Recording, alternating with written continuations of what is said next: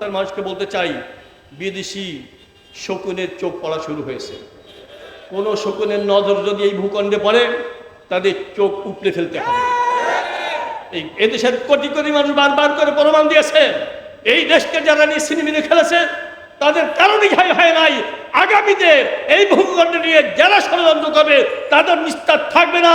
এদেশের কোটি কোটি মানুষ পিশাব চরণের ডাকে সাড়া দিয়ে এই ছেলে রাজপথে আবার নেমে আসবে ইনশাআল্লাহ। আগামীতে আপনাদেরকে আহ্বান জানাই, পিশাব চরণাই রাত হোক দিন হোক, যখনই আহ্বান করবেন ইনশাআল্লাহ এই ভূখণ্ডের সাথে, দেশের সাথে, জাতির সাথে, ইসলামের সাথে আবারও ময়দানে নামবার জন্য প্রস্তুত আছেন কিনা আপনারা? আল্লাহ পাক সবাইকে তৌফিক দান করেন। আসসালামু আলাইকুম।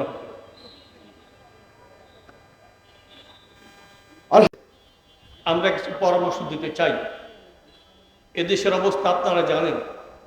আপনারা যে সফলতা সুনাম নিয়ে দায়িত্ব পালন শুরু করেছেন, আমরা আশা করব এই সফলতা দীর্ঘমেয়াদী হোক। আগে আপনার চিহ্নিত করুন, কেন এই দেশের কোটি কোটি মানুষ বিরক্ত হয়ে গেল স্বৈরাচারী আওয়ামী সরকারের বিরুদ্ধে? কেন তারা ক্ষুব্ধ হলো? স্পষ্ট, কত মানুষ খুন হয়েছে এটা আমরা হিসাব দিতে পারবো না। অগণিত মানুষ গুম হয়েছে, কোটি কোটি লক্ষ কোটি টাকা দুর্নীতির মাধ্যমে পাচার করা হয়েছে। আর পথে ঘাটে, বাজারে, স্ট্যান্ডে নৈরাজ্য, চাঁদাবাজি সয়লাভ হয়ে গিয়েছিল। সর্ব জায়গায় হাহাকার, নির্যাতন, এটা আমরা দেখেছি। আমাদের পরামর্শ, আগে চিহ্নিত করুন কোন কোন জায়গায় কী কারণে এদেশের মানুষ ক্ষুব্ধ হয়েছে, তারা কেন বিরক্ত হয়েছে, খুঁজে খুঁজে বের করে এই সুরাহা করতে পারলে আপনার সফল হিসেবে বিবেচিত হবেন। প্রথমে আমরা দাবি করতে চাই, গত জুলাইতে যে হত্যাকাণ্ড হয়ে গেল, যারা হত্যাকাণ্ড ঘটিয়েছিল তাদের বিচার করতে হবে। শুধু তাই না, গত 16 বছর যারা প্রশাসনিকভাবে এবং রাজনৈতিকভাবে হত্যাকাণ্ডের শিকার হলো তাদেরকে, তাদের পরিবারকে যথাযথ ক্ষতিপূরণ দিতে হবে। শুধু তাই না, এই হত্যাকাণ্ডে যারা সংশ্লিষ্ট ছিল, যারা সহযোগিতা করেছিল, ব্যক্তি হোক, সংগঠন হোক, স্থায়ীভাবে তাদেরকে নিষিদ্ধ ঘোষণা করতে হবে। শুধু তাই না, এই 16 বছরে যত দুর্নীতিবাজ, যারা পাচারকারী, লক্ষ কোটি টাকা পাচার করেছে, তাদের বিচারের সম্মুখীন করতে হবে। বিদেশে পাচারকৃত সম্পদ আবার দেশে ফিরিয়ে আনতে হবে। আর সরকারে যারা ছিল তাদের সম্পদের হিসাব দিতে হবে। ভাইয়ের আমার, সরকারের উদ্দেশ্যে বলতে চাই, অনেক বছর হয়ে গেল এদেশের মানুষ সুষ্ঠু নির্বাচন দেখতে পারে নাই। আমাদের পরামর্শ, যে সকল নির্বাচন কমিশন অবৈধ নির্বাচনকে বৈধতা দিয়েছে তাদেরকে কঠিনভাবে বিচার করতে হবে। এমন বিচার করতে হবে আগামীতে কোনো নির্বাচন কমিশন কোনো অবৈধভাবে নির্বাচন না দিতে পারে। আমরা পরামর্শ দিয়েছি, কোনো দুষ্কৃতকারী, কোনো মস্তান, কোনো সন্ত্রাসী, কোনো দুর্নীতিবাদ প্রার্থী যাতে না হতে পারে, পিআর সিস্টেমে নির্বাচন দিতে হবে। অর্থাৎ মানুষ কোনো ব্যক্তিকে ভোট দিবে না, একটা প্রতীকে দিবে, একটা দলকে দিবে। এখন সংখ্যা অনুপাতে ওই দলের থেকে সেই পরিমাণ সংসদ সদস্য তৈরি হবে। এইটা যদি হয়, নৈরাজ্য কমে যাবে, মস্তানি কমে যাবে, কালো টাকার প্রভাব মুক্ত হবে এবং পেশি শক্তির প্রভাব মুক্ত হয়ে আসবে।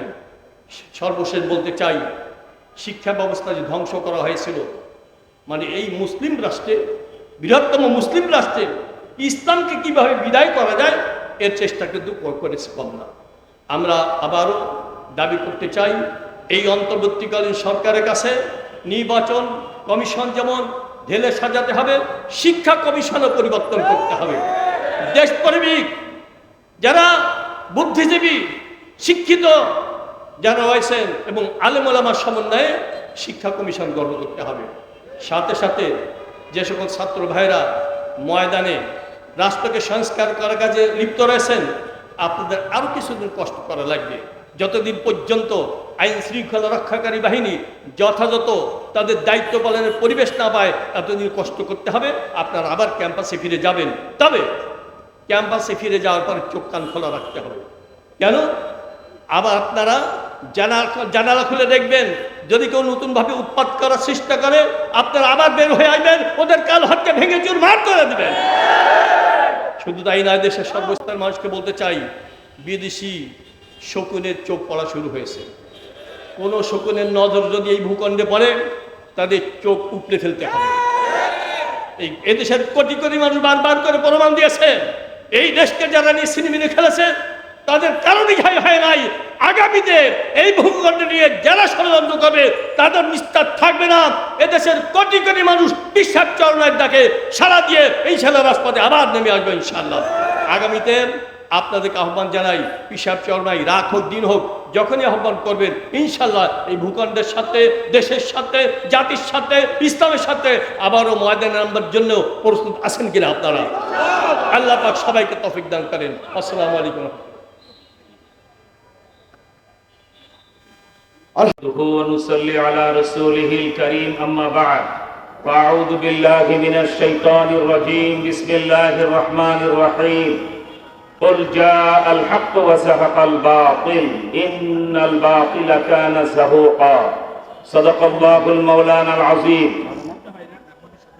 وقال رسول الله صلى الله عليه وسلم في حديث القدس من عادى لي وليا فقد آذنته بالحرب اللهم صل على محمد وعلى آل محمد كما صليت على إبراهيم وعلى آل إبراهيم إنك حميد مجيد আলহামদুলিল্লাহ 16 বছরে ফেরাউনি শাসনের অবসানের পরে আজকে নারায়ণগঞ্জের সূর্য সন্তান, এই নারায়ণগঞ্জের গণমানুষের নেতা, ডিআইটি মসজিদের সম্মানিত খতিব আউয়াল সাহেব হুজুরের সভাপতিত্বে এবং হেফাজত ইসলাম বাংলাদেশ নারায়ণগঞ্জ শাখা কর্তৃক আয়োজিত আজকের এই শান্তি সমাবেশে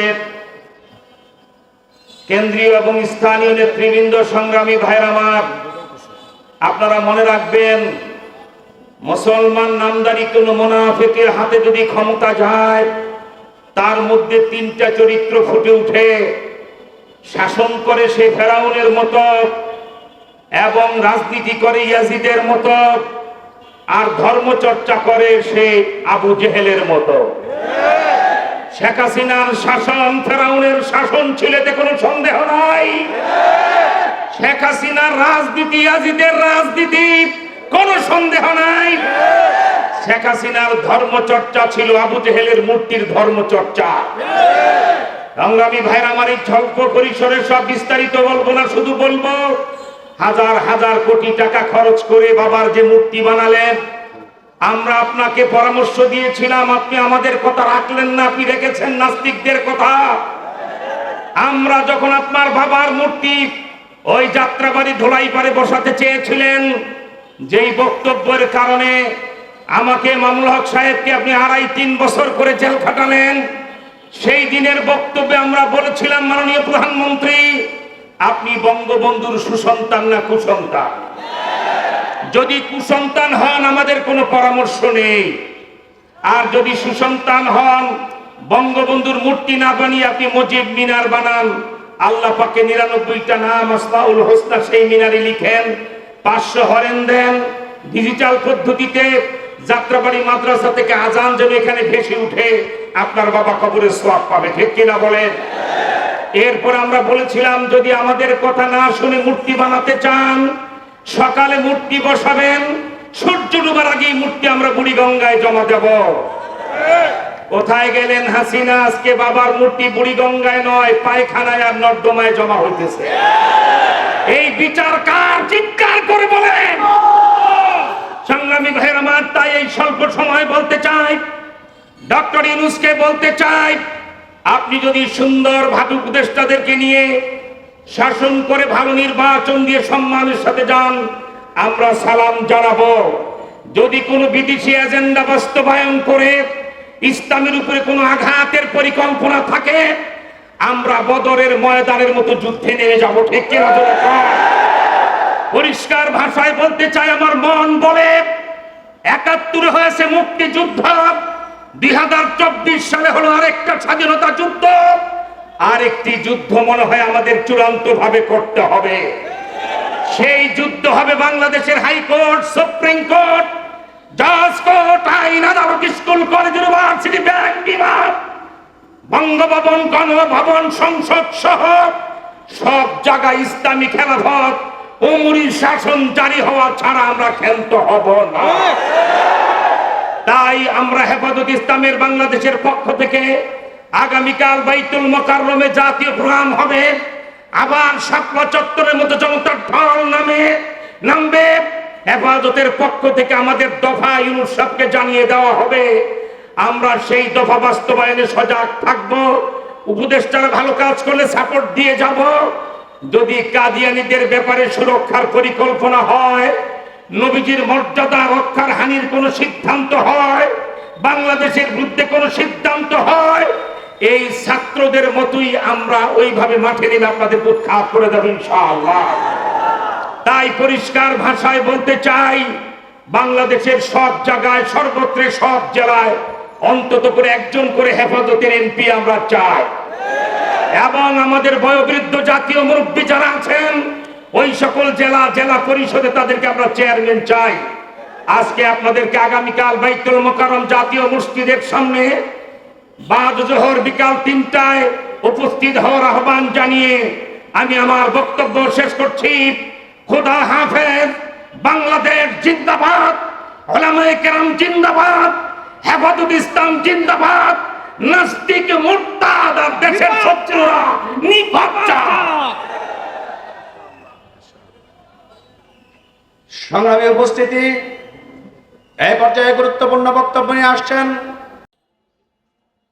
সংগ্রামী উপস্থিতি, এই পর্যায়ে আপনাদের সামনে বক্তব্য রাখবেন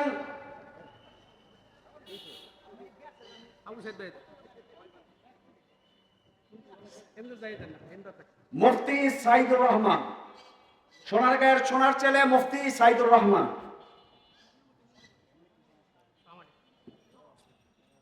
আসসালামু আলাইকুম ওয়া রাহমাতুল্লাহ। ওয়ালা তাহিনু ওয়ালা তাহজানু ওয়া আনতুমুল আ'লাউনা ইন কুনতুম মুমিনিন। হেফাজতে ইসলাম বাংলাদেশ নারায়ণগঞ্জ মহানগর কর্তৃক আয়োজিত আজকের এই শান্তি সমাবেশের আরজগুজার আমার আপনার সকলের সুপরিচিত মুখ, বলিষ্ঠ কণ্ঠস্বর, বাতিলের আতঙ্ক হযরতুল আল্লাম মাওলানা ফিরদাউসুর রহমান সাহেবের আহ্বানে আজকের এই বিশাল প্রোগ্রামে আমি আপনাদেরকে সংক্ষিপ্ত আকারে বলতে চাই, হেফাজতে ইসলাম আল্লামা আহমদ শফি রহমতুল্লাহি আলাইহির সংগঠন, কায়েদে মিল্লাত আল্লামা জুনায়েদ বাবনগর রহমতুল্লাহি আলাইহির সংগঠন, বর্তমান আল্লামা মুহিবুল্লাহ বাবনগরী রহমতুল্লাহি আলাইহির সংগঠন, উলামাদের সংগঠন, তুলাবাদের সংগঠন, হেফাজতে ইসলামের সঙ্গে ইতিপূর্বে ছিলাম, বর্তমানে আছি, মরণ পর্যন্ত হেফাজতে ইসলামের সঙ্গে থাকবো ইনশাআল্লাহ। সাপ্লাই ছিলাম, ইতিপূর্বে ছিলাম, ভবিষ্যতে থাকবো ইনশাআল্লাহ। তাকবীর। মামুনুল হকের নির্দেশ কিসে গেলাম 5 দিনে মিয়া, শান্ত রাখো বাংলাদেশ। মামুনুল হকের নির্দেশ, মামুনুলের নির্দেশ। সুতরাং সংক্ষিপ্ত আকারে আমি এটা বলতে চাই, হেফাজতের ব্যানারে যখন ডাক আসবে আমরা সকলে সেই ডাকে সাড়া দিতে প্রস্তুত আছি কি নাই, জান দেওয়া লাগলে জান দিতে প্রস্তুত আছে কিনা। আসসালামু আলাইকুম।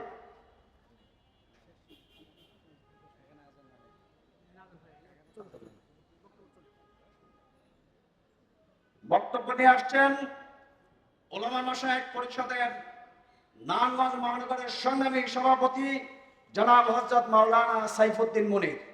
হযরত মাওলানা সাইফুদ্দিন মুনির।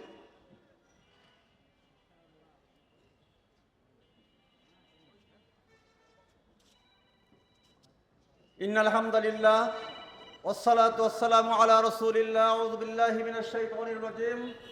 ক্বালাল্লাহু আযজা ওয়া জাল্লা ইন্নাল্লাহা ইউহিব্বুল্লাযীনা ইউকাতিলুনা ফী সাবিলিহি সাফফান কাআন্নাহুম বুনিয়ানুম মারসুস। ওয়া ক্বালা রাসূলুল্লাহি সাল্লাল্লাহু আলাইহি ওয়াসাল্লাম মাউতুন ফী তাআতিল্লাহ খায়রুম মিনাল হায়াতি ফী মাসিয়াতিল্লাহ।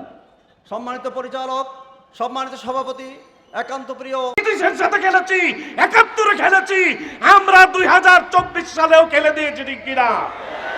এর মাধ্যমে আমরা জানাতে চাই যারা যখন যেভাবে দেখা দেয় তাওহীদি জনতা, আমার ইসলাম, আমার কোরআন, আমার দিন, আমার সাথে টুপিওয়ালাদের সাথে খেলতে আসবে, তোমরা কোনোদিন পারবে না, পালিয়ে যেতে হবে, নিশ্চিহ্ন হয়ে যাবে, ঠিক কিনা? ভাইরা আমার, পরিশেষের কথা হলো যে যাই হয়েছে, খবরদার আপনারা কোনো সংখ্যালঘু, কোনো অমুসলিম সম্প্রদায় এবং যারা নিরীহ, যারা এতদিন আমাদের নির্যাতন করেছে, তাদের সাথে আমরা দুর্ব্যবহার করব না। আমরা তাদের সাথে ভালো ব্যবহার করব, বুঝিয়ে দেব তোমরা জুলুমবাজেরা যেভাবে জুলুম করেছো, আমরা জুলুম করতে শিখি নাই, ঠিক কিনা? আমাদের নবী বলেছেন, সিলমান কতাক ওয়াফু আম্মাং জলামাক, তোমার সাথে যে জুলুম করেছে তুমি তাকে মাফ করে দাও। আমরাও মাফ করে দিলাম। মন্দিরগুলো থেকে আক্রমণ করলে তাকে প্রতিহত করবেন, সকলে সমৃদ্ধি বজায় রাখবেন। আসসালামু আলাইকুম ওয়া রাহমাতুল্লাহি ওয়া বারাকাতুহু।